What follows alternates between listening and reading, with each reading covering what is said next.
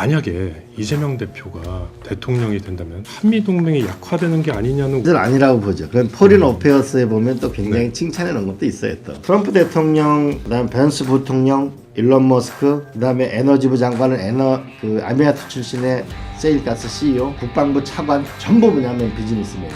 비즈니스로 구체적으로 얘기하는 것이 맞다. 에너지 협상으로 큰 협상을 시작을 하자. 알래스카하고 그린란드에 왜 눈독을 들일까? 북극 항로라고 봐요. 건조 능력이 미국이 부족해. 이게 또 갖고 있는 게 우리의 조선이거든요. AI 동맹이라고, AI 뉴딜, AI 로봇, 이게 결국 세상을 바꾸게 될 텐데, 통신. 트럼프 대통령이 취임도 했고 지금 얼마 전에 최근에 한미동맹을 강화해서 대한민국의 신성장 동력을 찾아야 된다라는 내용의 취지의 글을 쓰신 걸 봤습니다. 그 글에서는 이제 이렇게 한미동맹 강화를 통해서 우리나라가 이제 제도약해야 된다 뭐 이런 주장을 하셨는데, 만약에 이재명 대표가 대통령이 된다면, 조기 대선이 치러지고 대통령이 된다면 한미동맹이 약화되는 게 아니냐는 우려도 나오긴 해요. 이게 미국에서부터 나오고 있거든요. 예를 들어서 뭐 미국 폴리티코의 그 기사를 보면은 뭐 이재명의 집권 가능성 그걸 얘기하면서 한미일 3자 동맹 및 외교 안보 관계 심화가 위험에 처할 수 있다. 뭐 이런 얘기도 나오더라고요. 어떻게 보세요? 그래서 아니라고 보죠. 그건 포린 어페어스에 보면 또 굉장히 칭찬해 놓은 것도 있어요. 또. 근데 문제는 트럼프 대통령, 제가 넥스트 한미 FTA를 가야 된다고 해서 여야 국회의원들한테 전부 제가 쓴 보고서를 나눠줬는데요. 트럼프 대통령, 그다음 벤스 부통령, 일론 머스크, 그다음에 에너지부 장관은 아미아트 출신의 세일가스 CEO, 국방부 차관 전부 뭐냐면 비즈니스맨이에요. 네. 결국 비즈니스로 구체적으로 얘기하는 것이 맞다. 그다음 두 번째로는 일론 머스크나 이런 사람들 전부 보면 빅테크예요. 과거에 미국이 군산복합체였다면 빅테크로 전환된 두 가지가 포인트다라고 보면은, 첫 번째 관세 압박은 이거잖아요. 미국이 적자를 너무 많이 본다. 그럼 500억 불을 적자를 보는데 우리가 1년에 1,700억 달러의 에너지를 수입하거든요. 첫 번째 에너지 협상으로 큰 협상을 시작을 하자. 미국 에너지를 우리가 사주겠다. 큰 딜이잖아요.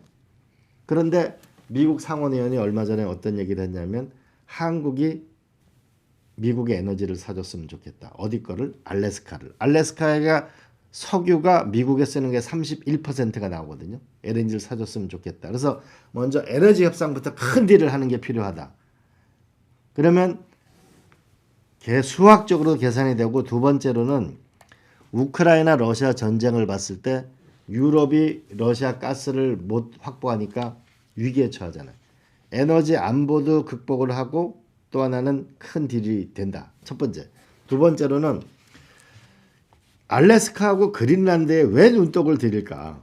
그린란드에. 이건 하나의 히토리라고 보지만은 북극 항로라고 봐야 됩니다. 이 북극 항로는 동북아시아와 유럽하고 아메리카 대륙이 가장 단거리에 만날 수 있는 인류사의 기후 위기 때문에 오는 새로운 변화인데, 북극 항로에, 즉 해양 동맹으로 나가자는 거를 우리 민주당이 주장하자. 그러면 북극 항로 쪽으로 나가게 되면 어떤 일이 생기냐면, 쇠빙선하고 이런 LNG선 필요한데 이게 하나오션, 삼성중공업, 현대중공업. 요즘 하나오션이 오르는 이유가 있거든요.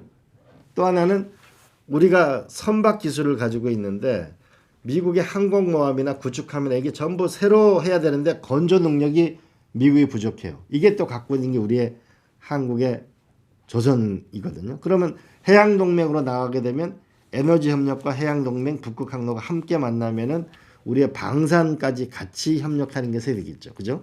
네. 이 딜을 넥스트 한미 FTA는 큰 딜을 하나를 던지고, 또 하나는 AI 동맹이라고, AI 뉴딜, AI 로봇, 이게 결국 세상을 바꾸게 될 텐데, 통신, AI 통신 로봇 바꾸게 될 텐데, 일론 머스크의 저궤도 위성하고 한국의 5G, 6G가 결합되어지는 통신 동맹을 하자. 이런 큰 틀의 아젠다를 던지면 저는 이건 비즈니스 대 비즈니스고 새로운 세계 질서를 만드는데 한국만큼 좋은 파트너가 없어요. 왜? 유럽은 현재 미국에 조응할 수 있는 이런 시스템이 안 돼 있고 일본은 IT 기술이 한국에 따라오지 못해요. 이런 면에서 훨씬 더 우리가 당당하게 나갈 수 있다. 제가 이게 한미 FTA 노무현 대통령 때 온갖 욕을 먹으면서 우리 김현정 장관하고 밀고 갔었는데 저는 그때 한국하고 지금 한국은 또 다르다. 우리가 훨씬 더 윈윈하는 조건이 훨씬 더 많아졌다. 그래서 오히려 전략을 잘 세우면 훨씬 더 유리한 협상을 해나갈 수 있을 거라고 저는 생각하죠. 그래서 빨리 민주당도 우리 이창용 총재나 미국에 있었던 그 다음에 김현정 장관이나 그 다음에 정권을 달리했지만 김종원 본부장이나 그 다음에 유진 우리 정경련 회장이나 최태원 회장 재계 인사들하고 트럼프 정부와 협상을 해본 경험이 있는 정부 관리들의 빨리 자문단을 만들어야 된다. 그리고 큰 딜을 만들면 우리가 이겨나갈 수 있다 보죠. 그러니까 말씀이 비즈니스 전략을 확고하게 세우면은 뭐 이재명 대표에 대한 뭐 정치 성향 이런 거에 대한 의구심 이런 것도 의미가 없다. 뭐 이런 말씀이시죠. 그렇죠. 그거는 네. 저도 뭐냐면은 2003년도에 미국 간 적이 있었어요. 그러니까 미국 가가지고 뭐 국방부도 갔었고 국무부도 갔었고 네. 백악관에 갔었고 이제 노무현 대통령은 누구일까 뭐 이런 거 저도 쭉뭐 질의응답도 하고 뭐 그런 과정이 있었는데 결국은 국가의 전략을 얼마만큼 그래서 제가 중도 보수의 길을 가야 된다. 합리적인 진보, 합리적인 중도, 그 다음에 진보, 중도. 우리가 새는 좌우의 날개로 난다고 하죠. 몸통이 있어야 그 몸통이라고 하는 건 경제성이에요. 합리적인 진보, 합리적인 보수가 있지만 그 모든 것은 경제적인 합리성이 존재하느냐 없느냐가 제일 중요한데 저는 오히려 트럼프 대통령이 협상 전략을 명확하게 숫자로 얘기하자. 이념으로 얘기하지 말고 숫자로 얘기하고 빅테크와 결합될 수 있는 미래의 그 협상을 하면 좋겠다. 저는 에너지 장관이 세일가스 CEO를 한 건 명백한 거 아니에요. 그렇잖아요. 그리고 빅테크는 이제 빅테크 하이테크 기술은 미중 패권 전쟁 아니에요. 그러면 일본이 하지 못하는 걸 만들어내려면 한국하고 만나야죠. 그럼 한국과 뭐가 만나느냐? 5G와 우리가 저기도 위생이 만나면 세계 새로운 질서를 만들 수 있죠. 우리를 작게 보지 말자. 다만 이건 필요해 보여요. 손정희 그 회장이 200조 가지고 막 그러잖아요. 그 제가 아니 대한민국 국민이 국민연금 기금 모아놓은 게 3천조 원이고 그리고 산업은행에 10조 원만 자본금을 늘려주면 곱하기 10, 100조 원을 조달할 수 있는데 기술신보, 수출입은행, 산업은행 이런 데 해가지고 자본금을 늘려줘가지고 엄청난 돈을 가지고 미국하고 우리하고 핵심 기술에 대해서 퍼붓죠. 그렇게 해가지고 우리가 미래 기술을 빨리 땡기지 않으면 우리가 AI 기술이 없잖아요. AI 교수도 없어요 지금. 많지 않아요. 그런 부분에서 한미동맹을 저는 돈도 우리가 가진 게 많아요. 전 세계 5번째로 많아요. 국민들이 열심히 일하고 벌었기 때문에.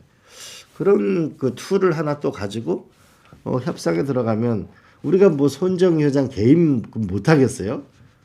훨씬 더 강력하게 할 수 있다고 봐요.